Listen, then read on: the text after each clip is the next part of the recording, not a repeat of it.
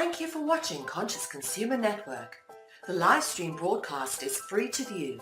You can pause and rewind live broadcasts to catch up, or view shows at a later date by accessing our free archives of all shows. Check out our broadcast guide to see what's on. You can show your support by donating to our network support fund. Follow us on Facebook and Twitter, or subscribe to the monthly newsletter for updates. We thank you for supporting free and independent media. Mainstream media and international community have largely ignored the atrocities and genocide that is going on in my home country of South Africa. As economic refugees living abroad, we as independent media fight to expose the truth and find solutions for the many suffering and impoverished people still stuck in South Africa. This is Stop South African Genocide, hosted by Mel V and Karin Smith, live on CCN. Good evening, everybody, and welcome once again to Stop South African Genocide, our scheduled broadcast here on Conscious Consumer Network. And it is 1 hour earlier than our normal time slot for the show because we are joined by a very, very, very special guest this evening. And before I go on to introduce Cuan Elgin and his amazing work, I want to say a big hello to my most esteemed co-host, Karin Smith. Hey, Karin. Just a brief intro on Cuan's work for those of you who aren't familiar. A very well-known South African writer, historian, and travel expert. Cuan Elgin works as a travel writer and consultant and has put out one of the most amazingly colorful works of, there we go, thank you, Karin. Bring that closer to the screen for us. Bula La, which is an absolute must-read for those people wanting to get to understand the beautiful, colorful history of South Africa and the dynamic landscapes that South Africa has. So, Cuan, before I get too much into this, I want to say, please just give a brief introduction to yourself and tell us a bit about your journey and how you've come to be here doing what you do. Thank you, Mel. It's a pleasure to be on your show. And hello there, Karin. It's been a while. Well, I've spent my life pretty much in tourism development, game ranch management, safari lodges, that sort of thing. Done a bit of travel worldwide, but mostly in Southern Africa, mostly expeditions, that kind of travel, and got to know pretty much every corner of the region and its people. So I felt myself semi-qualified to write about it. I did a journalism course, funnily enough, in the middle of the Soweto riots in 1976. I had just come out of the army. We were conscripted in those days. I went in at age 17. So I was out at about age 19 for my first stint done. And then after that, we used to do camps every year, as we called it, mainly on the borders. And I did a journalism course, which was my baptism of fire, you could say, into what was a maelstrom in Johannesburg at the time. The Star newspaper is the biggest selling, or was then, English-speaking, English language paper in the country. I did my course there. Soweto is just down the road from Johannesburg, and for those who don't know, Soweto simply means southwestern townships, shortened version, and it was set up in the late 50s and early 60s by the nationalist government of the time, and they built what turned out to be pretty sturdy houses, which are still standing in reasonable condition compared to the ones the government is building now, the ANC, which fall down after a few years. But I got to see the Soweto riot. We just need to say that we have a problem, as usual, with South African internet. Cuan's internet, which is usually perfect, is unstable tonight because he's talking to us. So we will have these interruptions, but he is well worth listening to. He is my favorite author. We were never indoctrinated into thinking we were in any kind of racial conflict. We were told we were going to be fighting communism, and that's what we did. And we held them at bay for the next 20 years, 25 actually, and eventually, of course, we had a democratic takeover by an essentially communist government. So although we won the war, we lost the peace. Yeah, that was a very sad thing, Cuan, because we have a beautiful country. It is one of the most incredibly beautiful countries in the world. Mel and I are forever singing its praises because it's got everything. I mean, from snowy mountains in the Drakensberg where you can go skiing to the most beautiful beaches in the world. And both you and I have traveled and we've seen the beaches. So, and Mel is living on one practically at the moment, a lucky girl, and you living at the coast. We have the most beautiful beaches, a warm sea on one side, a freezing sea on the other side.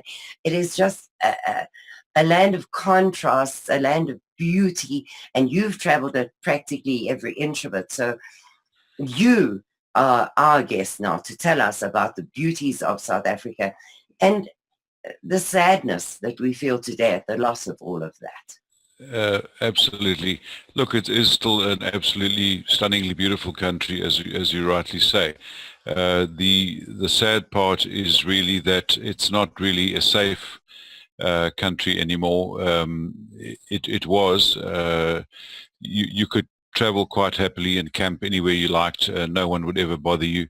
The infrastructure has always been very good. Thanks to our forefathers, they set up a very good rail and road infrastructure, airports and so on. And it was a clean, safe, magnificent country. Certainly, that's how I experienced it.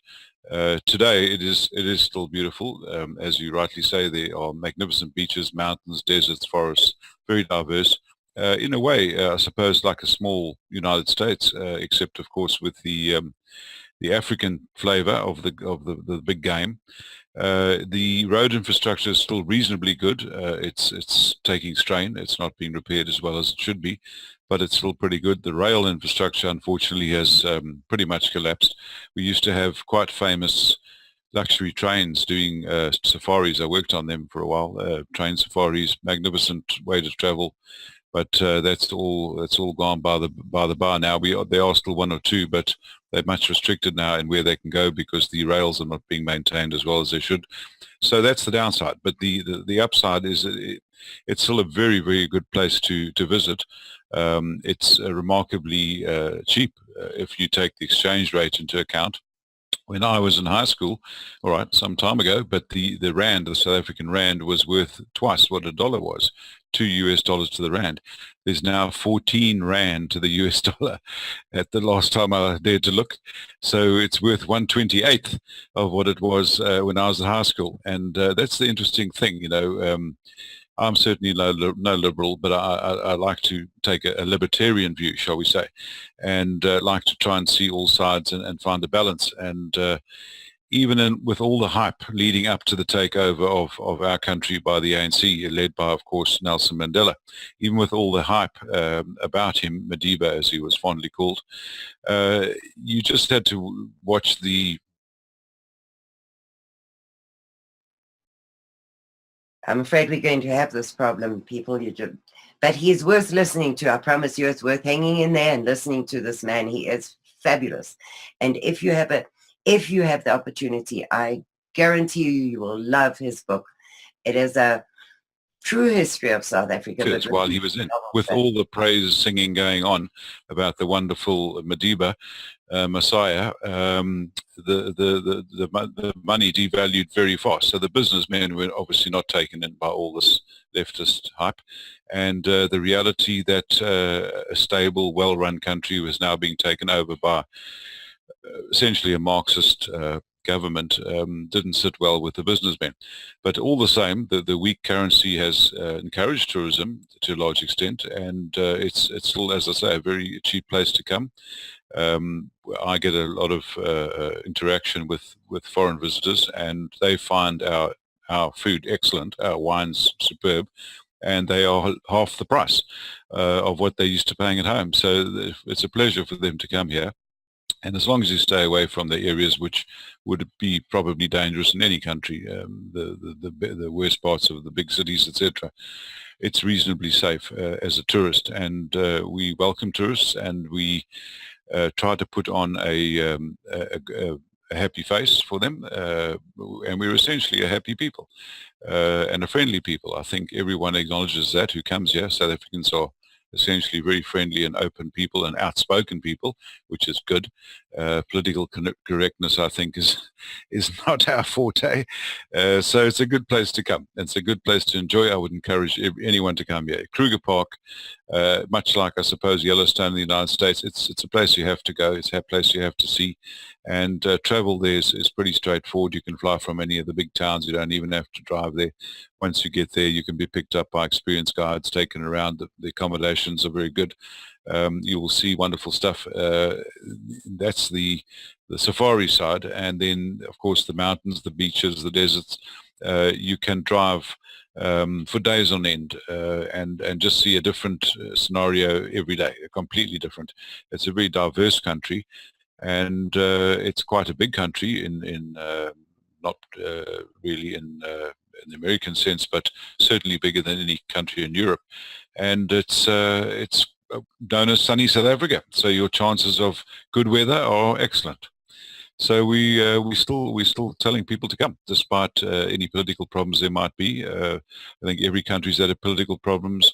I was just about to dash off to Saudi Arabia a little while ago to do a little contract there, and they had a coup. Then I started looking at Spain and Catalonia, and now they've got separatism. So every country has its problems. I wasn't planning on going anywhere near North Korea, but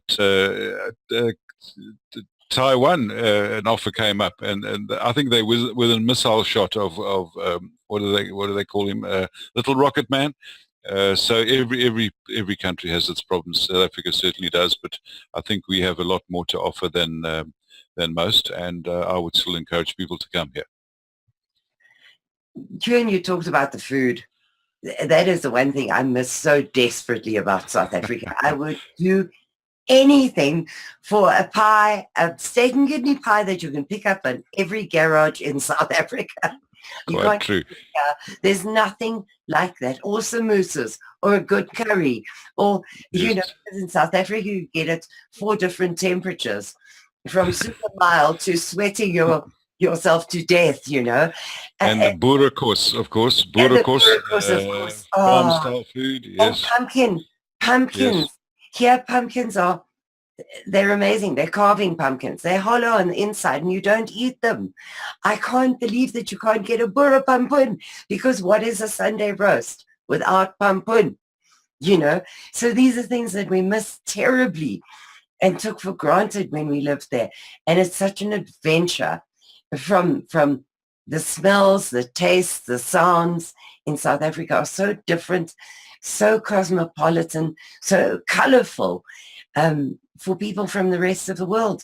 We have a polyglot of people there, and it is colorful and noisy, and it smells, the smells of the spices and the cooking. It's an incredible country. I miss it so much. You're absolutely right. We have 9 provinces and 11 languages, official languages. We have, as you say, our spice markets mainly around Natal, alongside Zululand, Durban, which is where I was born. I still remember fondly going to the Indian market there, the Indian population, a couple of million of them now. They came out about 160 odd years ago as mostly indentured labor, and a lot of them stayed and prospered. They've done very well. And in fact, although the Indians who settled in South Africa were subject to the same restrictive apartheid laws as were black folk, they prospered. In fact, they used it to their own advantage, in the sense that it provided a lot of protection to them against encroachment by the black tribes, because they were given their own areas, and they were able to open businesses and without much competition from any white folk, because they weren't allowed to open businesses in the Indian areas, etc. So it was kind of a two-way street. It wasn't entirely to their disadvantage, and the Indian community, as they do, I think, even in India, where I've been a couple of times, they concentrate on education, and they made sure that their children got a very good education, and they've prospered. And I think per capita, they probably are the most prosperous single ethnic group in the country.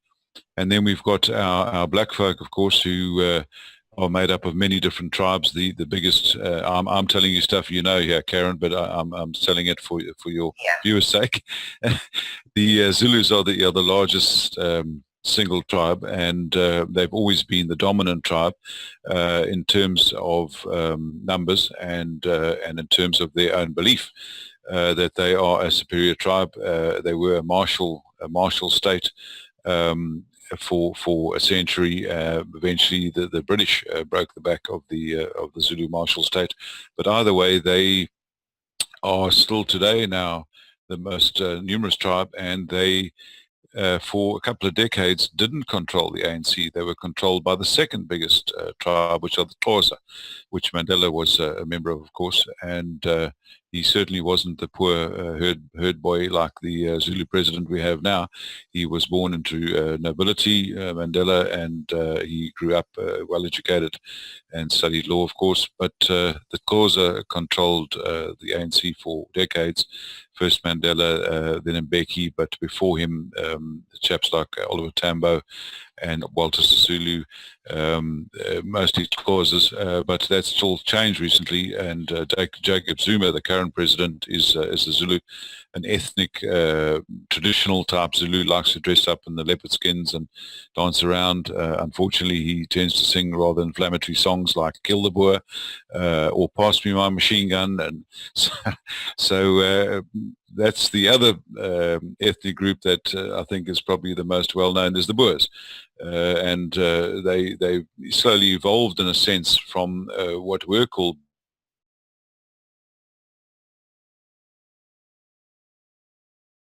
I don't really want to jump in here because then I'm talking over Cuan when he comes back. And yeah, that was getting so good as well. Mm-hmm. That was just getting so good as well. I know. We'll have to ask him to go back and repeat it, I think. What was essentially a depopulated area, which had been depopulated by the genocide perpetrated by the Zulus on just about every tribe around them. It's estimated that they killed probably 2 million other black Africans, the Zulus, and depopulated virtually the entire interior of southern Africa. And it was into that vacuum, in a sense, that the Boers, the trek Boers as they were called, the traveling farmers, essentially what it means in Dutch is a trek Boer, traveling farmer, and the word trekking comes from that. And they moved into this area, massive area, and settled and created two good little republics, Transvaal and the Free State, Orange Free State as was known then. And they've sort of evolved in a sense into what are now called Afrikaners, because that's an all-encompassing word now which covers all Afrikaans-speaking white South Africans, and that brings us to what we call the coloured folk. That's what they call themselves, coloured folk. They don't call themselves black. That would be the black African tribes who speak Bantu languages. But the coloured folk, who are essentially mixed race people, and to a large extent descended from what the only real indigenous people, who were the Hottentots, as they were called then, or the Khoi, and the Bushmen, as they were called, and who still call themselves that, or the Khoi San is the official name. They have assimilated with the coloured folk, and they speak Afrikaans, not any Bantu language. They identify more closely with the white Afrikaners, who also, of course, speak Afrikaans, the Dutch derivative, some German in it, some French, but mostly Dutch, or Flemish, very close to Flemish. So that's the common language of the white Afrikaner and the so-called brown coloured folk, who make up together around about 20% of the population. The whites are now just under 9%, and so are the coloured folk. They're around about there. So with the Indians, probably 2%, about 20%. The rest, 80%, are known as Bantu, or Sub-Saharan Black African, and they speak a variety of languages, about 9 of them, but Zulu being the most common, followed by Xhosa and quite a few others. The ethnicity of the Bantu tribes is very important to them, and their culture and traditions are very important to them. And very fortunately for them, one of the good outcomes of apartheid, the much reviled system of segregation or enforced segregation, is that they got their own homelands. And these are not what would be referred to as reservations in the United States. These are provincial-sized homelands which they own completely, or their chiefs own and control, and disperse the land to those who are in favor. And these homelands were set up by the white nationalist government over a period of about 30 or 40 years, and they were based on what was set up by the British over 100 years ago. They were expanded and they were developed. Infrastructure was put in: airports, roads, dams, schools, airports, hospitals, universities. These were all put in with white taxpayers' money. And this happened over a couple of decades. And so that's one of the good outcomes for the black Africans, is that they have a place to call home. Besides South Africa itself as a country, they have their own homelands where they can go home if they're a Zulu and be a Zulu. They can dress in their traditional gear, eat their traditional food, live in the traditional way, and be amongst Zulus and speak Zulu.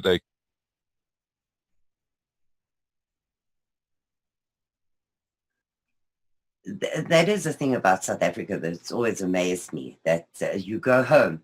So in town where you have your job as a manager, you wear your suit and tie, and you take your BMW and you go home to Zululand during the Christmas and Easter holidays. As if we're settlers and that we are temporary somehow, although we've been here for 360 years, which is as long as the most of the Europeans have been in America. Yet somehow we considered settlers and made to feel uncomfortable. Even the president, as I mentioned, will dance on stage and sing in Zulu, "Bring me my machine gun, we're going to chase the Boers." And so it's a little bit uncomfortable for white South Africans at the moment. A lot of hostility, a lot of it based on misinformation and false propaganda. We're often told that we stole the land and that should be given back to the black Africans, etc. Nothing could be further from the truth. Nobody stole any land. Anybody who owns land today paid for it, and it changed hands multiple times over the centuries, always for money. So it's not a matter of, I don't know anybody who ever stole any land or got any land for free, for that matter, except black Africans. They got the land for free. They were living in those areas perhaps traditionally, and they were eventually given secure tenure in those lands. So it's all propaganda, unfortunately, racist propaganda against the white minority. And there's, in fact, laws now. In fact, there's more laws now based on race than there ever were under the reviled apartheid system. I think there's something like 120 labor laws stacked against the white minority, barring them from the workplace. It's virtually impossible for a white person now to get a job in any kind of government department, etc. So talking as a historian, I see a lot of cycles repeating themselves. There was the genocide of the black Africans by the Zulus in the 1820s or so. There was a self-inflicted genocide of the Xhosa in about the 1850s, quite a strange story, which is in my book, Bulala, which you mentioned earlier, or melded, where a prophetess called Nonkwazi predicted that, or had a vision that a great wind would come and drive the whites into the sea, leaving behind all their fat cattle and their grain stores for the Xhosa, which was Mandela's tribe, of course, and that the sun would rise in the east as it usually does, but it would then set again in the east, and this great wind would come and drive the whites into the sea, and the blacks, to show their belief in this prophecy, were obliged to kill all their cattle, according to her, and eat up all their grain to show absolute faith in this prophecy, and then it would come about. Well, of course, the sun rose in the east on the fateful day, and traveled through the sky as it always had, and set in the west. And the Xhosa realized they'd destroyed their entire livelihood. They'd eaten all their grain. They'd feasted on their cattle. They had nothing left. So starvation set in, and eventually these skeletal tribesmen were coming into the white towns begging for food. Somehow part of the vision, the notion was that the Russians would come and help them drive the whites into the sea. I don't think they realized all those years ago that the whites, Russians were pretty much whites themselves. But either way, the strange thing was Mandela promised pretty much the same thing to his people as Nonkwasi did. He was from the same tribe, and they had help from Russia, strangely enough, another quirk of history, and that the black Africans expected to just walk into the whites' houses and take over all their... Yep, just like that, Cuan. All you have to do is take your little piece of plastic to the bank and you'll get money.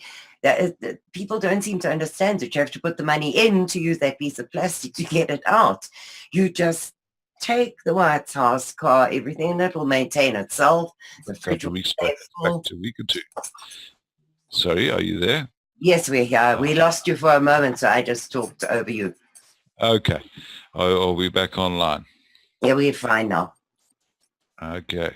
I was just saying that the South Africans are, the Afrikaners and the English-speaking South Africans, the white South African minority, less than 10%, less than 9% now, are a resilient people. We've been here 360 odd years. We're not about to go anywhere.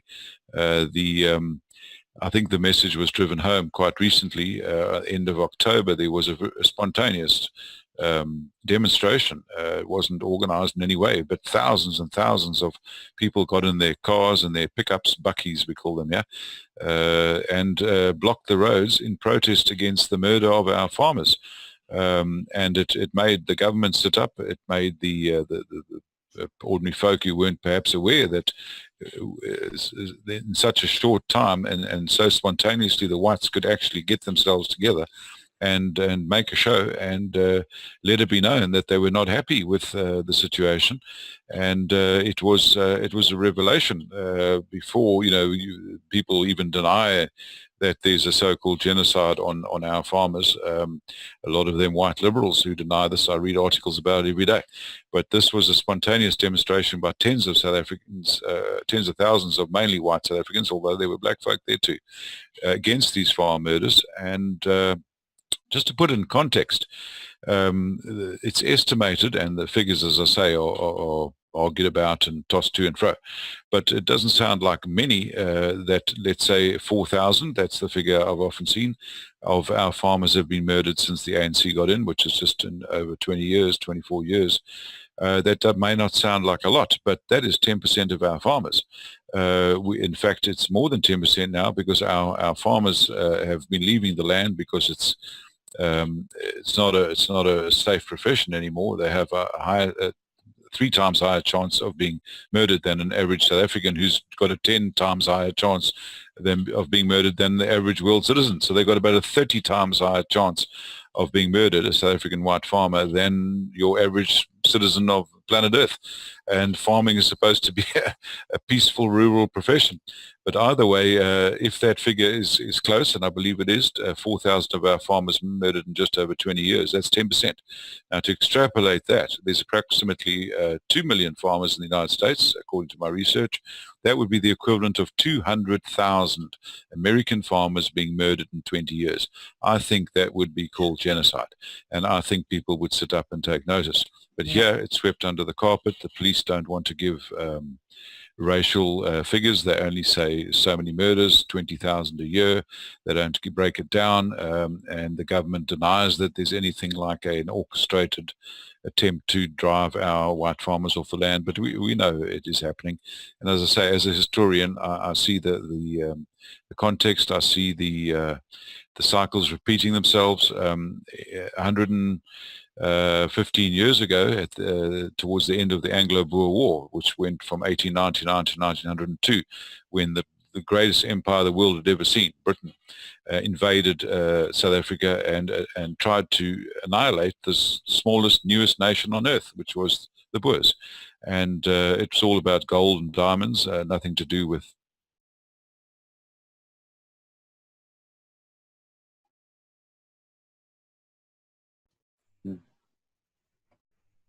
I hope you'll be back soon, but we have spoken about the Boer War before, We have spoken about the concentration camps. We have spoken about the huge influx of... So the weight of arms eventually began to overwhelm them, and then but the British still could not subdue these hard-fighting Boers, and they began to then destroy the farms. So we have a cycle here. It's happening again. They burnt down the farms, something like 60,000 farms in those days, far more than they are now, and they destroyed the farmhouses. They burnt the crops. They chopped down the orchards, poisoned the stumps, poisoned the wells, killed the livestock, and took the women and children who were trying to farm while their menfolk were in the field fighting in their commandos. They put them in concentration camps, and approximately half the children of the Boer nation died in those camps. There was about 120,000 people put into the camps, of which it's estimated up to 34,000 died, of which at least half were children under 16. So half the children of the Boers died in those camps, and something like 27% of the entire population. That certainly was a genocide. And the Boers combatants, the commandos who were captured, were shipped off all over the world to distant islands like Bermuda, Ceylon, now Sri Lanka, to India, to St. Helena Island in the middle of the Atlantic. It was like a Roman invasion where they completely displaced the population, shipped the combatants, captured ones to the furthest corners of their empire, incarcerated all the women and children in concentration camps. It was an attempt to annihilate the Boer nation by Britain, yet they survived. And here we are 115 odd years later. We're still here. There are some pretty moving descriptions of that war in my book, Bulala. There's some pretty uplifting descriptions of the Boers themselves by their enemies who saw the good in them, and some of them did, and saw that these were people of good moral fiber, etc. So I would encourage anyone who's interested in South African history to read the book. And Bulala, by the way, is a Zulu word, so it's not pronounced Bulala, although it reads that way, but it's Bulala, and it means destroy or kill. And it was the battle cry of the Zulus, and the actual title comes from what was said by the Zulu king Dingaan when he was visited by a group of Boer emissaries in 1838 to sign a land treaty with him. The Boers wanted to live alongside the Zulus peacefully, and the land was pretty much unoccupied, but they thought it would be courteous to visit the Zulu king and inform him that they were moving in as neighbors, and they wanted to be good neighbors. So they sent a delegation along, led by a chap called Peter Retief, and his men, about 70 of them, and they arrived at the Zulu king's kraal, which was called in Gungun Klovo, which means swallow the elephant, because the Zulu king, of course, was supposed to be this great man who could literally swallow elephants. I'm sure if he's took his time, he'd work his way through it. But Gungun Klovo was his capital, and they visited there, and they were told that the king would consider what he considered a petition on the condition that they went and recaptured thousands of his royal white cattle, pelted cattle from a rival king who'd stolen them, and then he would consider signing this treaty, and the Boers duly did it. Yeah, you really, really, really must get a copy of that book, because it's Cuan writes it the way he talks. It's true history, but it's so interesting because it's personal, and it talks about the people. You become part of that. These horses, yes. So they managed to get them back, and then they delivered the cattle to the Zulu king, and he wanted to know, well, what about the horses? He wants those as well. So the Boers said, well, that wasn't part of the deal, so things started turning a bit sour. And on the day they were supposed to sign the treaty and leave and become good neighbors, they'd no sooner signed it, and the king himself had signed it, then he shouted out, Bulala Abatsagati, kill the wizards, which is the title of the book. And his bodyguards fell upon these 70 Boers, and there were thousands of these troops standing around, these Zulu warriors, these impis as they were known, this regiment, and they fell upon them, dragged them off to place of execution. They were brutally executed, and the king then ordered his regiments to fan out and attack the undefended Boer lagers being circled wagons, which they did, and especially in a place called, which was then subsequently named Wienen or Wienen, which means place of weeping, because the Boer wagons were attacked there, mostly women and children, a lot of the children killed, a lot of the women killed, and the servants, coloured servants, and they rampaged through what was then Zululand, and part of it called Natal, after the Portuguese explorers named it over Christmas, Natal. And the Boers were virtually wiped out, except for those who did survive, who decided that this king needed to be taught a lesson, and that they were not to be bowed or annihilated. They gathered their strength again. It took a few months to get themselves together, and they decided this time it would be men only who took on the Zulus, and they put together a fighting log as such of about 500 men. The women and children were left behind, well guarded, the survivors, and they moved into Zululand and chose their killing ground, you could say, very strategically, between two rivers, and the Zulus, as expected, attacked them. But the Boers had spent 7 days before this battle praying fervently for a victory, and knowing that they were going to be completely outnumbered.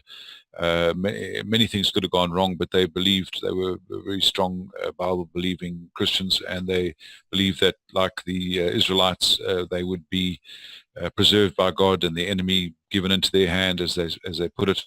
And they prayed fervently for 7 days for a victory, and eventually the Zulus did attack them, and it was an army of, between estimates run from 12 to 20,000 Zulus attacked this lager of 500 Boers.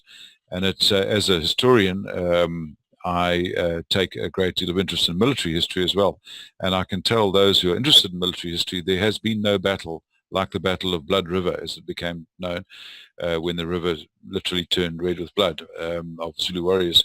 There's been no battle like that in the history of the world, where one side is so completely outnumbered and yet won the battle hands down. And what made it absolutely remarkable is the Boers did not lose a single man, not a single man. There were a couple who were injured by assegai, spears thrown, or in hand-to-hand combat, including the leader, who was a chap called Andries Pretorius, but they did not lose a single man, and they killed thousands of Zulus. The chances of them even winning the battle were absolutely almost zero, but not only did they win it, they annihilated the Zulu army. So that was a great milestone in the history of the Boers, who, as I say, nowadays are referred more often to.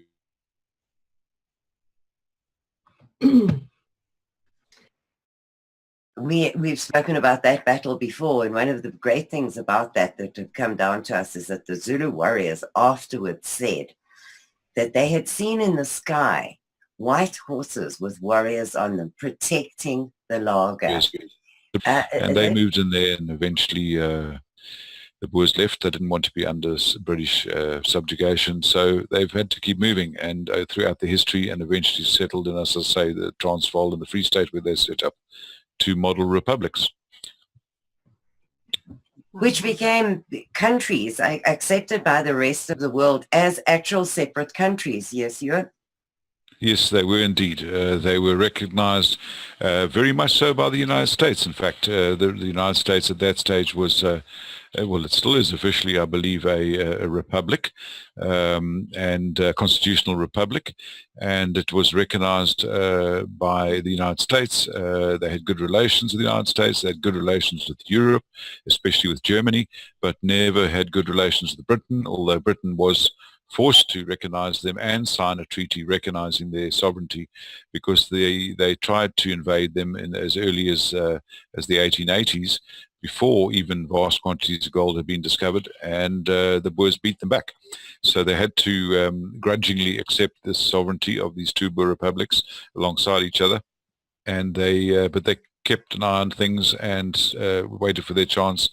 And they stirred up the Zulus against the Boers again, although the British, not too long after that, in fact around about the same period, had a major war with the Zulus. There were a number of mighty battles, including one at Isandlwana, which is well described in the book Bulala, where the rear guard of the British Army became isolated. The main army had gone into Zululand just to subjugate another tribe, as the British did in those days. And the Zulus had rebuilt themselves by then. This is now a good 40 years after the Blood River. They had rebuilt their martial state, and they were a mighty army again.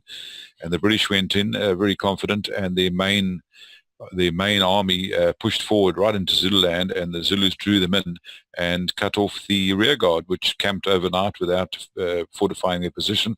They were very confident. They didn't expect the Zulus to attack them. They were on their way to attack the Zulus. And that's exactly what the Zulus did. An army of probably 20,000 Zulus descended upon this British encampment, where there were probably 1,500 men, mostly red coats in those days.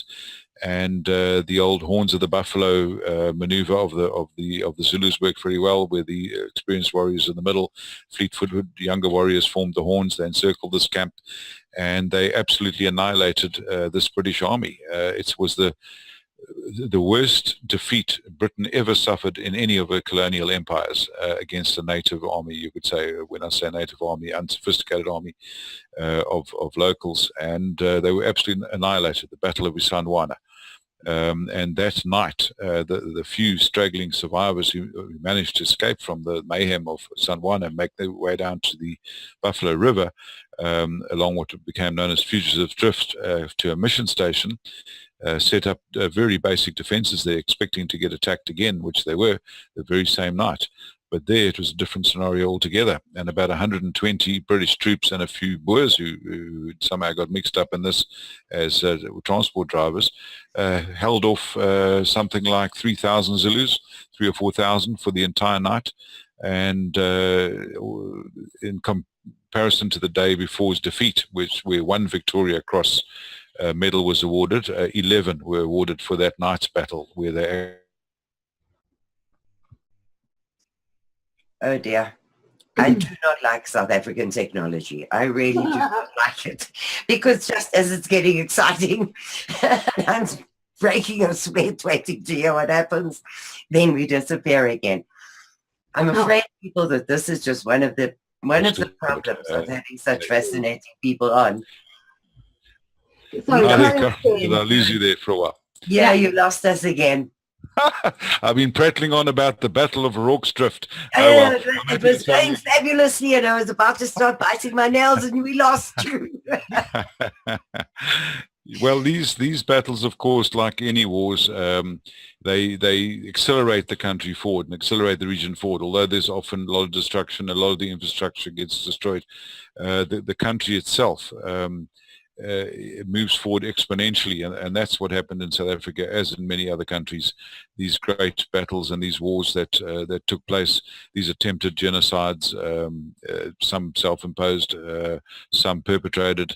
The British tried to wipe out the Boers, and they didn't quite succeed, and today we have a similar scenario. I know that's one of the threads of your show, and as a historian, as I see the cycles, this is another one, and there's definitely an attempt now, and I've got articles, I actually downloaded some today, where once again the liberal journalists are denying that there's anything untoward happening in South Africa. But as I mentioned, the figures show the truth, and there's definitely a concerted movement to force the white farmers, the minority, off the land. The politicians are quite open about it. They basically call for genocide of the Boers, and every now and again one of them are taken to the human rights courts or the civil rights courts, and what they're singing or shouting is declared as hate speech, but it doesn't stop them. So I know he's been quoted many times, and I downloaded an article on him as well. It's Dr. Gregory Stanton of Genocide Watch, and he put South Africa at quite an advanced stage towards genocide. He didn't say that it's happening, but he said a number of stages have been passed where the objects or the subjects of the intended genocide are vilified, they insulted, they're called thieves, we stole the land, we're we don't belong here, or we've got past all those stages already. And unfortunately, one of the ANC presidents passed, Mbeki was his name. He decided to scrap the rural commando system, which had been operating for centuries. It was a voluntary setup which the farmers in those days used. They formed these commandos to protect themselves, protect their districts, to go and get back cattle that had been stolen, etc. So they were basically the rural security, and they're very effective. And the word commando today is widespread all over the world, but that's where it originated. Small groups, highly mobile, self-armed combatants who were essentially farmers, but they knew the land. They were good shots, legendary shots, the Boers, and they would sort out any problems in the rural areas and on the borders. Has continued for centuries until the ANC decided that they should scrap these commandos because they perceived them as perhaps too white, although there were black members as well, so they were certainly not whites only, but the government saw it that way, and they disbanded them and disarmed them, and so all of a sudden the farmers in the rural districts had no protection, and the police were supposed to step into the gap, but they didn't, and they never have.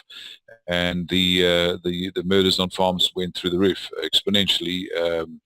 The figures, as I say, are fudged, they're hidden, they're swept under the carpet, but we know. Yeah, well, one of the problems with that is that they put on a death certificate that it was natural causes. So you've been shot 7 times in the back and your head lopped off with a panga, and the death certificate says you died of natural causes. So the government is at it, at hiding. Yep, the farmers are really under siege now, our farmers. Yes, because Cuan, this law has recently been passed, and I believe it's held up in the courts. The one that is land redistribution without compensation. So it's in court at the moment, but Blackland First and the EFF are saying that from the 31st of December, if that law is not promulgated, they are coming for the land by any means necessary. Now, in my opinion, they're already using any means necessary, but this threat is very real. And so of the 30,000 odd commercial farms still working in South Africa, I believe that 20,000 of them are on the market. No hope of selling them, obviously. But people are desperate to get out of farming. So then we go back into a starvation cycle. You're quite right, Karin. There are something like 20,000 farms for sale. At its peak, South Africa had something like 90,000 commercial farmers, but that's a good 30, 40 years ago. It has dropped steadily, and now they say there's less than 30,000. There were at least twice as many as that when the ANC got in. So our farming numbers have dropped by 50% since the ANC got in, and it shows. The country, South Africa, was a food exporting country. They say at the stage where we had 50,000 commercial farmers, so it had already dropped to almost half, they could feed 100 million people, and at that stage South Africa's population was less than 50 million, so we were exporting food on a big scale, basically feeding the whole of Southern Africa. Zimbabwean economy had collapsed, of course, the agricultural economy, precisely because they drove their white farmers, their commercial farmers off the land. Their agricultural economy collapsed, and ironically they flooded into South Africa looking for work on the farms. Anyway, the upshot is that because the farmers have now been so reduced in numbers, South Africa has gone from a food exporting country to a food importing country. In the last 7 years, the whole tide has changed, and South Africa now imports food on a large scale. We don't produce enough now anymore to feed even our own population, let alone major exports, although we do have some exports abroad. But in terms of the balance of trade, in terms of agricultural produce, we are now net food importing country, and it shows in the cost of groceries. It's still a lot cheaper here than in most first world countries, which we're not anymore, to eat out at restaurants, etc. But buying groceries, I travel a fair bit to the UK and other countries in Europe, and I've seen how in England now, and I was there just little while back, buying basic groceries in the UK is now the same price as buying basic groceries, eggs, milk, butter, etc., bread in South Africa. Yet the UK, they earn at least double on average what South Africans do. So in context, our groceries are now twice the price. So it's starting to show. It's becoming quite expensive now to buy basic farm produce. The farmers are desperately those who are not too old to do anything else. A lot of I think our average age of a farmer is now over 55. Yeah. There's not many youngsters coming in who wants to farm in a profession where it used to be a rural, safe, quiet life. Cuan, a very safe, quiet life in rural South Africa, and now it's the most dangerous job in the world. It's hard to wrap your head around that. It really is hard to get your head around that. And if they take the farms now without compensation. So did their great-grandfather. Everybody knows that, but the lie is still perpetrated that this land was somehow stolen, and these guys are trying to get off the farms now, and it's starting to show. But it's national suicide by starvation. That's what this government is staring in the face. If they don't change their tune and start actively protecting these farmers, perhaps allow them to restart the commando units, insist that they're armed, never mind give them a hard time about getting a permit. The farmers are precious, and they're few in number, and they need to be protected. So there's got to be a whole change of mindset. But as you mentioned, there's an outfit called Black First, Land First, which keeps yelling about invading the farms. There's another outfit called the EFF, led by a Marxist thug called Julius Malema, who also shout about killing the farmers and taking the farms, and they sing songs about it on national TV. Every now and again they get a slap on the wrist from the Human Rights Commission or some court, but they totally ignore it. They'll sing it outside the court again 5 minutes later. So they're absolutely blatant about it. And it's made it very, very uncomfortable and dangerous for our minority farmers, indeed. But you would think, Cuan, if they look at the example of Zimbabwe, where they've been eating rats, and I mean the pictures of those rat sellers are frightening. Now Zimbabwe, under this new government, which I have my doubts about, but we're not going there for today, they're asking the farmers to come back. I doubt if any Rhodesian in their right mind would go back to endure that same horrific state of affairs again. But you would think that the ANC had seen from that the country is going to starve, because the farms that have been redistributed to blacks are mostly, there are a few success stories, I admit that, but in general, those farms have been decimated. They are now patches of dirt with nothing growing, and they were huge export places, the tea farms and the Zebedelia citrus farm. Those were enormous income producers for the country, and they are worth nothing today. So have the government learned nothing about feeding their own people? Karin, it's all about ideology. And same in Zimbabwe, they knew well enough that the white minority were the best commercial farmers. They had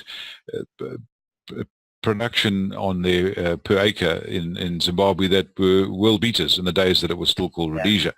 They had very high production. They had excellent farms, well run, well managed, exporting food, employing people, a thriving agricultural economy. But the ideology of the Marxist African is that the whites don't belong here, and they're colonialists, etc., and they must get out. And so ideology overrode common sense, and they were whipped up into fervor.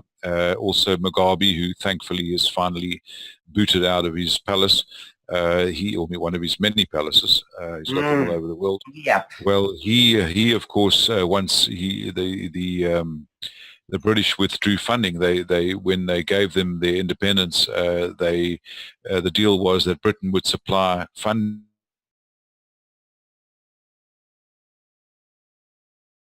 I'm sorry, people. I really am sorry that this is South African technology for you, and there's not much that anybody can do about it. We try so hard by doing a test before the show, trying to make sure that everything is perfect for our listeners. But unfortunately, we don't live in we South can get Africa. into that. But the British government realized that Mugabe was basically buying these farms with their money and giving them to his pals, his politically connected pals, and then they would lease out little patches there. So they were basically farming their own people and getting income from leasing out little patches of land where these guys would try some subsistence farming. So the commercial farming collapsed, and then Britain wisely withdrew its funding, and the whole thing collapsed. And then Mugabe said, well, just take the land. And that was keeping him in power, giving away all this land which he didn't own or didn't have the right to give away. It was basically theft.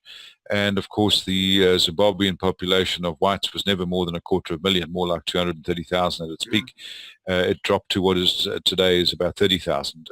So the economy collapsed there. They had the highest inflation in the world. You'd get $1 trillion notes and all sorts of ridiculous things. With an expiry date on it, Cuan. Yeah, exactly. Exactly. Promise you notes with nothing back.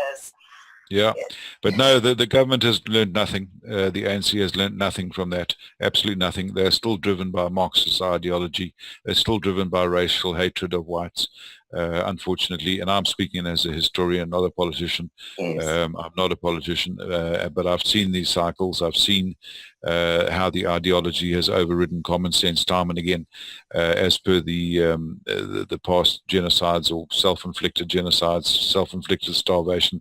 This will be self-inflicted starvation. The government is too short-sighted to see that this country desperately needs its farmers, its shrinking pool of highly skilled farmers. South Africa is 70% semi-arid, so it's a very difficult country to farm in. As beautiful as it is, 70% of it would be like Texas in terms of vegetation, so low rainfall, harsh soils, so not an easy place to farm at all. Yet the Boers, Afrikaans name for farmer, have been farming this land for centuries, and they've got it right. And even on dry land farming, they're very productive. Nobody else has got it right, and they're now in big demand, as you quite rightly say. Zimbabwe's now asking them to come back, and Zambia is asking to come back. They were thrown out of those countries, the whites, at some various stages, and now they're begging them to come back and start farming again. Well, they would be foolish, I believe, and also it's only on lease. You can't own the land. And what is to stop the next government coming along and cancelling all the leases as soon as the farm's developed? It's not something that can be done overnight. It takes decades, and especially if you're planting orchards, the trees take many years to mature. It's a lifetime investment. Why should anyone come there with the chance that this will all be taken away from them once it's developed and established with their capital on lease and then taken away? So it's a road to nowhere, and until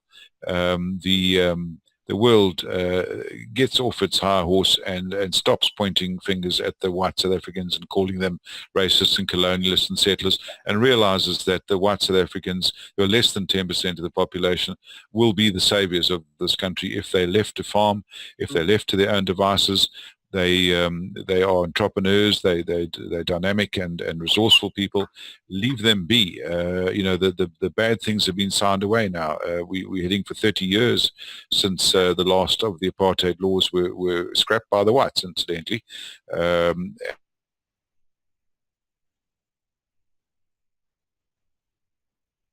going to ask you to go back to that, because that's a very important point, that it was not the ANC government which dismantled apartheid. It was the whites themselves that did that. And it was well underway. And pressurizing them. We lost you for a moment there. You were at a very critical point where you said that apartheid was dismantled by the whites. And please just go back to that, because we lost. You're absolutely right. It was dismantled by the whites voluntarily, and the last apartheid laws pretty much were scrapped about 30 years ago. And I need to remind American viewers or listeners that Slavery, if we want to go back that far, was scrapped in South Africa in 1834, which is 30 years before it was scrapped in the United States. And segregation here, when forced segregation went on into the 80s, when it went on into the 60s in America, so South Africa was only 20 years behind in that. So those who are holier than us need to look at their own history and realize that these things take time sometimes, and the tides of history don't always move at the same speed everywhere. And so although South Africa was 3 decades ahead of the United States in scrapping slavery, it was 2 decades behind the United States only in scrapping segregation. So these things were part of history. They happened. That's how it was then. To make one of the points that you've made so often with me, and I really think it's important to stress that you cannot judge the 18 and 1900s by today's politically correct standards, because the world operated a different way then. Things that were accepted as just normal. Today you look back and say, oh my Lord, but you can't judge then by now. No, you can't. And History's moved on. Important that we make that clear, because white South Africans today are being judged by standards set 2 centuries ago, and you can't do that. You're absolutely right. And in a strange sense, as a historian, researching deeply into our history of all the tribes in this country, including my own, I've realized that the methods used by my ancestors, although they seemed heavy-handed in many cases, were not nearly as heavy-handed as the methods that were used against them by their own kinfolk sometimes, the British. Not nearly as heavy-handed as the methods used by the Zulus against them, for instance. As I say, today there are more racist labor laws than there ever were under apartheid, and they're all aimed at the minority. So I think this is the only country in the world, I certainly hope it is, and I hope it won't last as it is, that the affirmative action is in favor of the majority. It's not there to help along minorities. It's there to somehow push the majority ahead. And we've got even what we call BEE, Black Economic Empowerment. I've never heard of WEEE, White Economic Empowerment. Yeah. So we've got all these strange laws now, which are racist laws, and yet somehow they're acceptable because they are in favor of the black majority against the white minority, who are supposed to suffer now for the sins of their forefathers. My wife and I have a son of 22. We have a number of children, but the youngest is 22, and he's trying to do a degree at a Cape Town. Oh dear. Yeah, the BBE laws, which affect even high quality students, white students and Indian students. You can have the highest marks in the country and yet not get a place in the university because he somehow is supposed to feel guilty for being white. Go back. You just said where he's trying to do a degree at university, and yes. These are important things for the world to hear from somebody who's going through it himself. Well, this poor young fella, he's trying to do a technical degree, and his campus has been burnt down 3 times in the last 2 years. By radical black students who destroy all the lecture halls, they destroy all the equipment, all the computers, and they go on about white privilege. And he and his cousin, who's also trying to study, she's trying to study architecture at a Cape Town university.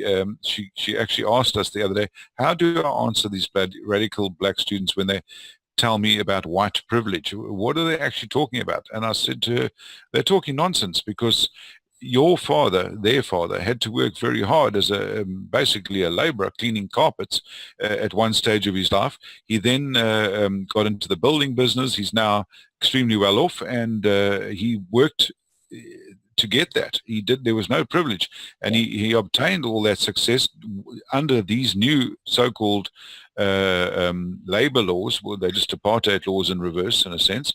So somehow he managed to get that right without any privilege. He had to pay for his own education. I had to pay for my own education. My father had to pay for his own education. These black students are getting education for free, and yet they are burning down the campuses. So there's something badly wrong in the mentality of our majority of our people in this country. They have a sense of entitlement. And in the same way, I suppose that in the United States, there's still people complaining about slavery, which ended 150 years ago. And the answer is always, well, you know, your dad didn't pick any cotton, and my dad didn't own any slaves, and neither did our grandfathers. Yeah. So what are we arguing about? We've got the problem now that apartheid, which ended 30 years ago, will be no doubt used as a cudgel to beat the white minority over the heads for I don't know how many centuries to come. Yeah. So we need to move forward. We need to move forward. Otherwise, this country will be destroyed. Our fine universities, which were highly regarded all over the world, are now shambolic. And it's a great shame. The standard of education has dropped remarkably. You know, there's no real future, or doesn't appear to be, for young white people in this country. They're discriminated against in the labor market. They're discriminated against at the universities. They're vilified. They're attacked. So a lot of them are leaving. You know, of our children, most have left. They've gone to Australia, they've gone to the United Kingdom, and I can't blame them because if they can, Cuan, but that's the other. If they can, because the world refuses to take whites out there in general. There are. I'm not there, and Mel's not there, so obviously the world has taken us. But in general, it is extremely difficult for a white South African to leave the country. It is indeed. Those professionals who, like doctors and dentists and engineers and accountants, who were in demand, their professions were in demand in countries abroad. They were pretty much welcomed in. And if you go to the UK now, for instance, your chances when you go to a doctor or dentist of seeing a South African doctor or dentist is pretty good. Canada is the same. So a lot of our top people have left, but there's a lot of good people still here. Yeah, I was one of the people who was able to marry an EU national in order to be able to, you know, leave South Africa permanently and have opportunities abroad. So I still have a South African passport. You know, trying to get rid of that is very difficult. And the young folk especially are feeling the heat, in the sense that they are discriminated against for so-called or real or imagined sins of their forefathers, which they can do nothing about. You know, the kids who are in university today weren't even born when Mandela was released, yet somehow they're blamed for whatever happened before that and discriminated against, and the chances of getting a good job when they leave the university with their degrees, which are already watered down degrees, are slim. So a lot of them are also leaving, which is a great shame. So we've got problems. In the historical context, we will come out of it. If I look at what we've been through before, this country, we will come out of it, but not without a few bruises. And it's unnecessary. We have people who are really keen to pull this country right and to do the right thing and to be good citizens. They're pretty keen. Yet our politicians, unfortunately, and I'm not one, I'm a historian, but I'm looking at them in context, they are corrupt as the day is long. And every book you read exposing the corruption is just worse than the one before. So fortunately, it was a very wealthy country. Otherwise, it would have collapsed long ago. But they're hollowing it out like termites. And eventually, the pillars that are holding it up, you know, are starting to crack. So we're hoping, as patriotic South Africans or South Africans who love our country, that foreign governments who do run the show well, like your own, will put a little bit of pressure on this government to say, look, you know, you're letting things slide there, and we don't want to see a good country go to waste. So you really need to start getting some law and order. You need to start clamping down on corruption. You know, this country was subject to very virulent sanctions during the days of apartheid because countries abroad didn't agree with the policies. We've got far worse policies in many ways now, discriminatory policies. We've got far more corruption, far more. So I don't see why there's two sets of rules. If there was pressure put on the government in those days because people didn't agree with their policies, it should be the same today. And perhaps then they would sit up and notice. But at the moment, they're just running riot and looting the country, unfortunately. Cuan, recently, what really shocked me was a British politician, and I don't remember her name right now. She was at the UN a couple of weeks ago, and she stood up and she demanded that they put the farm murders on the agenda. And she said, I know you're not going to vote for this, but I'm telling you, you need to pay attention. And they voted her down. And she came back a second time and said, I demand that you pay attention to this. And they voted her down a second time. It is shocking that they don't even want to put it on the agenda for discussion. So don't tell me that the rest of the world doesn't know about this. They know damn well, and they're just turning their backs on it. I'm infuriated by that. It's scandalous, it's shameful, it's immoral. And I think where some of it comes from, Karin, is that there was such a hype to bring in this ANC all over the world. There were music concerts, there were songs written and sung, there was great movements and the lighter waving in the air, you know, against apartheid. We'll wave our lighters, and I refuse to do Sun City and so on. Yes, it was huge, and now they're embarrassed and won't come and look back. I'd love to hear Cuan's view on this, but once more, we have lost him. I'll ask him to go back. Cuan, we lost you again. Okay. I think we were talking. Yes. I think you and I against it. Yes.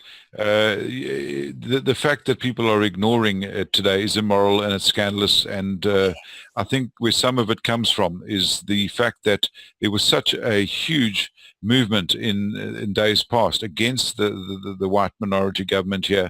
Everybody believed that they had the moral high ground, and there were music concerts and songs were sung and songs were written and plays were staged, and it was the flavor of the day. And sanctions were imposed, and I don't think they realized, unfortunately, that they were promoting scoundrels. And they were scoundrels then and they're scoundrels now. They're a Marxist-inspired terrorist organization. They haven't settled down to become a legitimate government. They are a democratically elected government because the majority of the people always supported them in this country. But they were scoundrels then and they're scoundrels now. They know it. We know it. The rest of the world is starting to learn, and I think they feel a little bit shamefaced that they actually were so instrumental in putting these people in, that there were no guarantees, no protection whatsoever for the minority who controlled the country and ran it and managed it very well, sometimes heavy-handedly, sometimes not heavy-handedly enough. But that government handed over democratically to a new government composed of a democratically elected majority black government who've turned out to be absolute scoundrels. And I think the people who supported them in those days and had all these music concerts and these anti-apartheid movements and all that, they meant well, most of them, and we shouldn't condemn them for that. They meant well, but they were ill-informed, they were ignorant, they were idealistic, took the romantic view. They didn't realize, I think, most of them, that they were promoting scoundrels. And the white South Africans, although people found the laws in those days repugnant, and many of them were, the people themselves were not bad people. And in fact, you know, it might surprise a lot of people if they do their research, which most people don't, is that the nationalist government, the white nationalist government in those days, the apartheid government, let's call them that, they very seldom got more than half the vote. There was always a very strong body of South Africans who voted against them. It's just that the opposition was split in many directions, as it often is. And so they were never able to get together and actually vote these people out. But it was only in the height of the the armed insurrections and the communist pincer movement to take South Africa, supported by China and Russia in those days, or the Soviet Union, that the nationalist government actually gained a majority vote, because then everybody felt threatened, and they'd realized what we were fighting. We were not fighting black people. We never were. We were fighting communists. And unfortunately, that never got through to the liberals of the West. They thought they were supporting human rights. But under today's government, all human rights are paper rights, because if you have no safety, you have no protection. If the criminals run riot, if the police are corrupt, then there are no human rights. So, as I say, I think a lot of the resistance now to actually putting pressure on this government is because people feel a little foolish that they actually put these people in power, and now they've realized what they've done, and that Zimbabwe was, or Rhodesia, Zimbabwe was the canary in the coal mine. That canary was choked and strangled long ago. Now. Yeah, brilliantly put that, actually. South Africa pretty much hit it the same way as Zimbabwe. Yeah, we are. And the next thing I would like to ask when Cuan gets back to us is about the agricultural and mining, because those are the mainstays. The greatest national parks. We had amongst the best medical services in the world. First heart transplant performed in South Africa. We were at the cutting edge. Now we're just a third world country. A beautiful one, admittedly. A beautiful country, which we love, but it's a third world country now, and all it took was 30 years. So I think those people who were instrumental in bringing this about are feeling a little foolish. Yes, and that's probably something to do with it. They don't want to admit that they actually were mistaken. Not in everything. We can't just sweep aside all their well-meant motivations. Some of them were very good motivations, and they were they believed they had the moral high ground, and they led the ANC to believe that they had the moral high ground because of all the support. But the ANC have always been scoundrels. I'm saying it straight as a historian. I've got nothing against them personally. I've incidentally never voted for the white nationalist government ever. I always voted for whatever opposition party I could find, because I always thought a protest vote is good. It keeps the government on their toes. So one can never accuse me of voting or supporting the apartheid government, not at all. And I certainly didn't oppress anyone.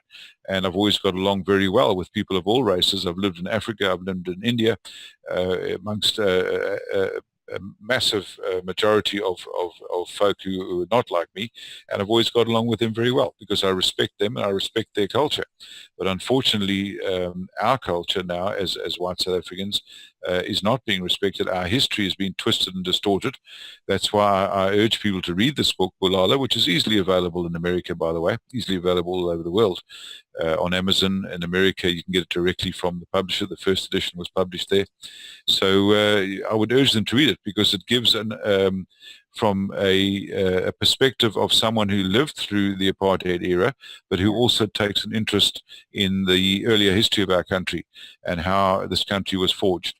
And there's a lot of correlations with the United States, a lot, which I think they will find interesting. And without having read a book which in a nutshell gives you South African history in an easily readable form, it's difficult for people to actually grasp the bigger picture. And I think it's important that they do read it, and not just so I sell more books, but so that people get a clearer view of what this country is about, because all they've ever got is the liberal leftist media point of view, which is completely distorted. It's disingenuous, it's false, it's fake news, as they say these days, and it always has been. So I would urge them to read reliable books on South Africa, and I believe mine is.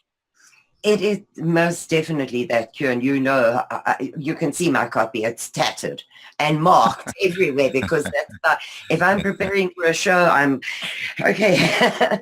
So I'd like you to talk about the two mainstays of the economy. We've talked about agriculture. Now, that was one of the biggest income producers for South Africa. The other one is mining. Yes.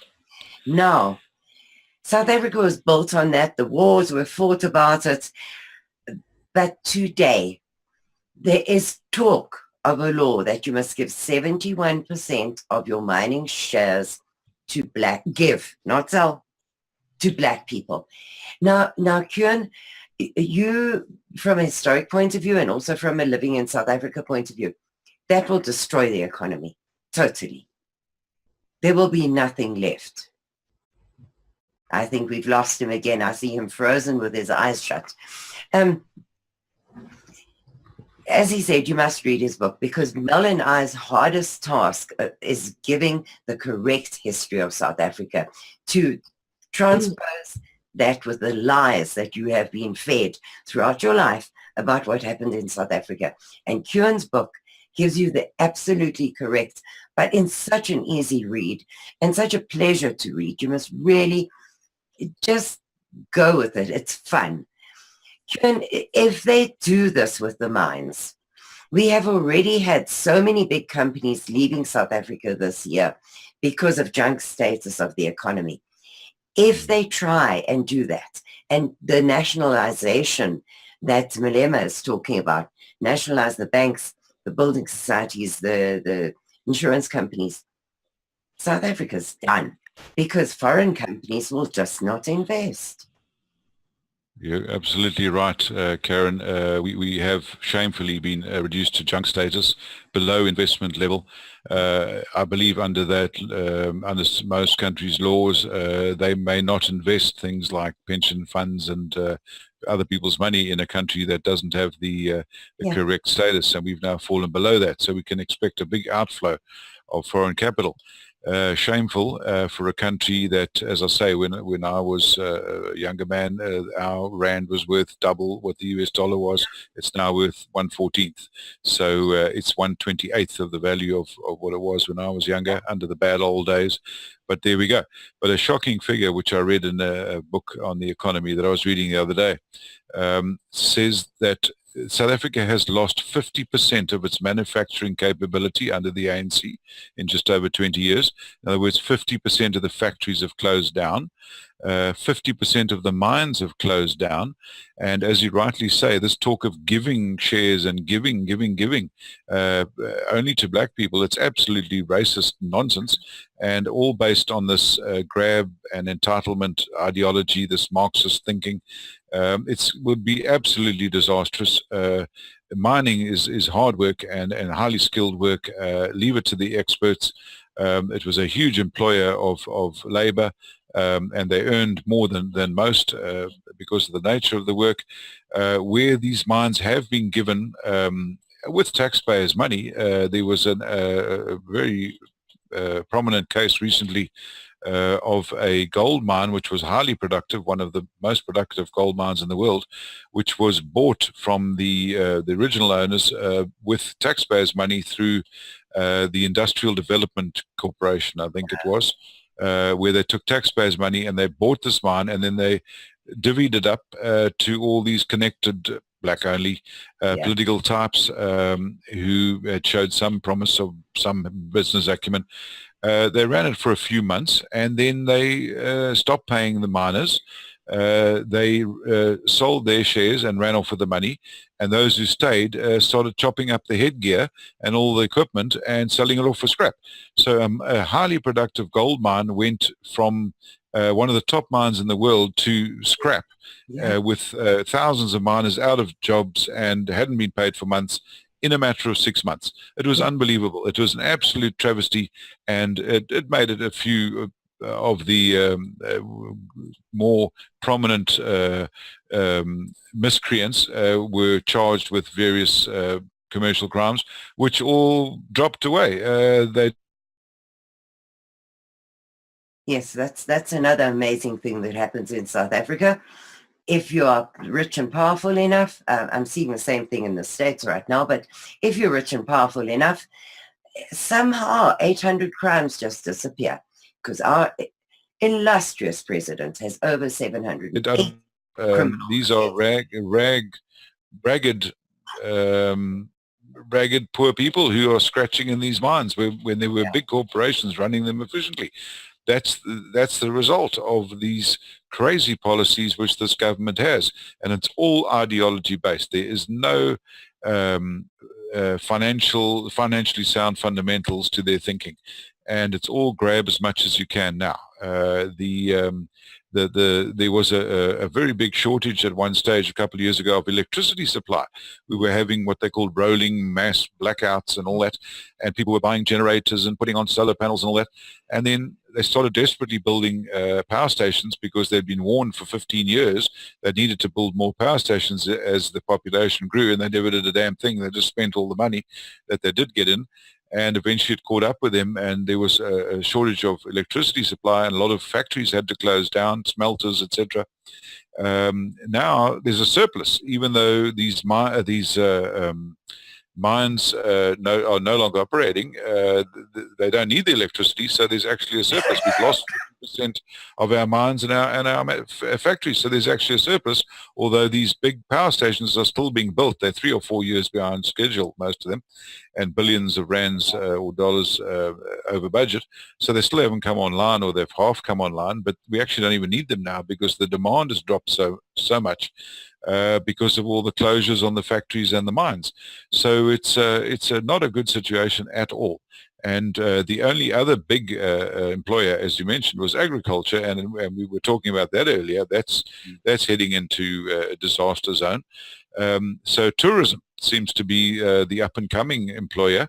A lot of tourism and a lot of... Yes. That busload of Dutch tourists was attacked. Those Brits were attacked the other day as the airports. They are killing off their only source of income. Yeah, it's shocking. Strangling the golden goose. Yep, it is shocking.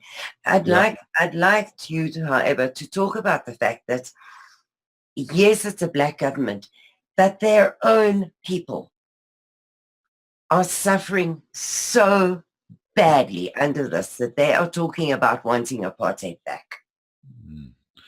You know, I think it's used as a foil. You know, about all this human rights and restoration of land and all that. It's a foil. This government doesn't care a hoot about their own people. Absolutely none. They're just grabbing as much as they can. They're blatant about it. Whenever the electorate get a little bit uneasy, and when they see the extent of the corruption and the mismanagement and the incompetence, and they start getting a bit uneasy, then the government just promises them land, just exactly like they did in Zimbabwe. The population gets restless. They say, don't worry, we're going to confiscate the land without compensation and give it to the people, and all this Marxist nonsense. You know, I think it was Edmund Burke, the Irish philosopher, who was a very clever man, and he's the one who said things like, all it takes for good men, evil men to succeed is for good men to do nothing. That Edmund Burke. He rated Karl Marx as a third-rate intellect, and I'm tending to agree with him, because I see the result of this Marxist thinking all over the world. It is an absolute disaster, and all this nonsense about, oh, it hasn't been applied properly. Well, wherever it's been applied. And just to say, Karl Marx was a Jewish Freemason, and as far as you know, a pedophile, child abuser, and Luciferian, very much into the occult. So this is the ideology behind social communism that has now been embedded upon the world. Land. They don't want to work the land. The farming is hard work in the baking sun and the freezing cold. Yes. They like the city bright lights. So this is all just ideological nonsense.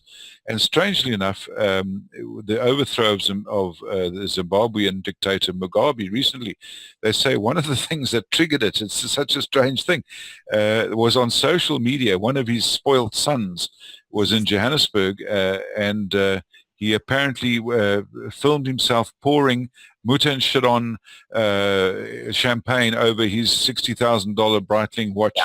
And the caption he put there was, "You can do this when your daddy owns the country." Yeah. And apparently that got the young folk in Zimbabwe who were struggling to find jobs, got them absolutely livid, and it added to the momentum of his overthrow. But this is the kind of ostentatious consumerism that we do get, where we get this, for instance, this EFF, they call themselves the Economic Freedom Fighters, and Julius Malema, the radical Marxist leader, who's a township thug actually, and he drives around in a flashy BMW. He wears a Breitling watch. They love the bling. They love the consumerism. They're not communists. It's all used, this communist talk, this Marxist talk, as a foil to con the illiterate into thinking that these guys are somehow intellectuals and they're coming up with all this amazing Marxist ideology that's going to create a workers' paradise. Yeah. Well, you know the old saying, communism is always only just one genocide away from utopia. Yeah. And I think it's a rather sad saying, but it's essentially true.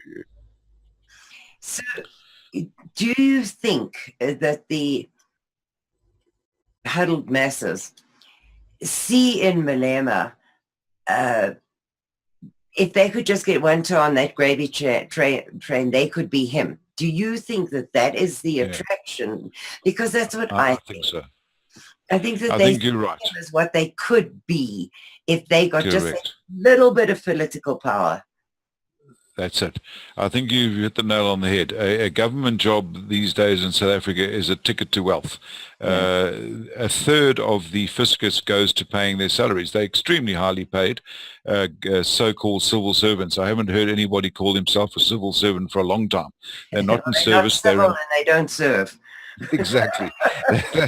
They're not in service, they're in power. Yeah. And a government job is a ticket to wealth, a ticket to nepotism, a ticket to absolute largesse. And I think you hit the nail on the head. These flashy politicians in a way inspire, as you call them, the huddled masses, the people who have no education and no skills and nothing, living in a shack. They think, I also want a BMW and a Breitling watch, and if I can get a government job, I'll have those things just like these guys. So yes, I think that does inspire them. Unfortunately, that is not acquired through honest toil. What they've acquired is through corruption and theft, essentially. So the old saying, a fish rots from the head, and that's what we've got. We've got a rotten government. The example that they're setting for the electorate is a foul one. The old president. Oh dear. Oh dear. Just as it starts getting very interesting, and I'm dying to hear what's next, then he disappears. Yeah. Well, we're coming up to 10 minutes left. Yeah, I know. The minute he comes back, I'll ask him to go back on that, and then what will replace it is questionable. Exactly. Whatever replacement we have next, I don't see it, as in Zimbabwe right now, I don't see that a replacement is going to be an improvement. Because... Well, Zimbabwe... Sorry, Karin. Yeah, no, go ahead, because we've only got about 10 minutes left. We need to... Okay. Zimbabwe, what we've got there at the moment is we have it's essentially a palace coup, because the party is still the same. It's ZANU-PF. They have Mnangagwa now. He was known as the crocodile for good reason. And I think they just wanted to get their hands on the loot. Yeah. I'm hoping that they won't be as bad as Mugabe. I don't think that's even possible. But I don't see that there's going to be a sudden improvement. And what I fear is, and I think, unfortunately, I might be right, is that we're going to get tribalism rearing its ugly head again. Because don't forget that Mugabe is a Shona, and they were the majority tribe, although they were always the subject tribe to the Ndebele. And during their freedom war, the Ndebele and the Shona cooperated. But in the historical context, the Ndebele, who were essentially Zulus, a renegade General Masilikatsi, who fled from Shaka Zulu with stolen cattle, he just kept going and eventually clashed with the Boers, and the Boers drove him across the Limpopo River into what was then Rhodesia, or became Rhodesia, and they subjugated the resident Shona tribe. And it was only when democracy came along that the tribe with the higher population got in control, and that was Mugabe's bunch, the Shona. So they took control democratically, excuse me. But when there was a bit of an insurrection in the south of Zimbabwe by the Matabele or Ndebele, excuse me, Mugabe sent in North Korean trained troops, and they massacred something like 20,000 of these in the belly and threw their bodies down the old mine shafts. So that hasn't been forgotten. That was in the 80s. And I do believe that the Ndebele, who are still the minority, although they were always the dominant tribe and historically, they may see this as an opportunity to try and get back in power. In the same way that the Zulus in South Africa, who were always the dominant tribe, who were then, unfortunately for them, subject to democracy, and they became second stringers until they got their man back in power, who is Zuma, who's a Zulu. And they're not going to let anybody in. So I think we might see a similar scenario there, where I don't know if ZANU-PF, the ruling party, will be taken over by tribalism, but certainly I think you're going to get a very strong opposition coming up there in the south, mainly voted in by the Ndebele, who will vote in one of their own. And I think we're going to get some problems there. And based on tribalism, because that hasn't gone away. To their credit, the Bantu tribes in South Africa anyway, they all got together pretty much and voted the old whiteys out. So to their credit, they did stand together when they needed to, when it came to a democratic vote. But given a chance, they tend to fall back on tribalism. And the move is now to get Zuma out here. He's becoming unpopular. I mean, even his ostentatious shows of wealth are starting to irritate the people around him badly. Yes. And they're talking of bringing those charges back and having him go to have his day in court. But his plan, the same as Mugabe's was to replace him with an ex-wife of his, and Nkosazana Dlamini Zuma. So it's going to be a very interesting year heading up to the elections. Certainly. Yep. I'm really sorry that we've lost Cuan at the last minute. You back, Cuan? No, we've lost him. I'd love him to say some closing words, but on behalf of myself and Mel, I hope you enjoyed the show. We will have Cuan on again, because you can never cover all of this in a 2-hour show, and he tells it in a way that nobody else can. It's the most amazingly interesting way of telling a story. And I have to admit that I copy him. I take bits out of his book and I act them out on the show, like the people marching along in their red coats and their white pants with a drummer boy and a cloud of dust behind them, directly out of Cuan's books. And it appears to me that people throughout the world enjoy that way of doing things, painting pictures for them. So thank you, Cuan. You have given me inspiration and really helped me along this road. He's muted. Cuan, you're muted. Yeah. Sorry, his mic is muted. We can't hear him. Thank you. Any closing words, Cuan? We're about to end off the show. Yes, thank you very much. It's been an absolute pleasure and a privilege to be with you, and I hope you've enjoyed it. I certainly have, and I would encourage your viewers to read Bulala if they want a good idea of what this country is about. Yes. Thank you very much. Thank you very much, Cuan. Absolute privilege to have you with us. We've, I've been nagging Karin for some time. Please, time to get Cuan on, and you finally came and joined us. And we would love to have you back to carry on more of your information and a very colourful way of portraying what's really happened in South Africa in the past and in present, as well as getting an understanding of what we think could be happening in the future. So I really appreciate your input. Thank you. Thank you. My pleasure. All right, folks, I think we're heading towards the end of the show. Karin, as always, my most esteemed colleague, it's been wonderful to have you co-hosting and leading this particular interview. And Cuan, we will have you back. Thank you very much for your work and for everything you've done to put out the information. We need more people out there who are willing to actually explore this stuff and do the research. So please, guys, never stop learning. Get into the true history of South Africa, understand what's going on. And you know what? If enough people actually get an understanding of what's going on internationally, perhaps the international community will actually sit up and see what's really happening in South Africa, because it's an absolute travesty. One of the most beautiful countries in the world, and really it's just been absolutely decimated by bad politics, lots of corruption, violent crime. Need I say more? On that note, let's end the show. Thanks to everybody who's been with us tonight. Thank you for tuning in. We'll be back same time, same place, probably an hour later next week. But but this has been Stop South African Genocide on CCN. Please check out the archive on ccn.media, and of course, check out the other shows. All shows are listed on our main website, which is consciousconsumernetwork.tv. And of course, please do go check out the sovereignstateofgoodhope.org website and support the secession of the Sovereign State of Good Hope.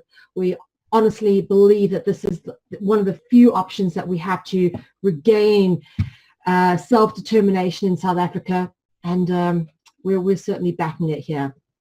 Okay, guys, that's it. Thank you very much. Good night. Night.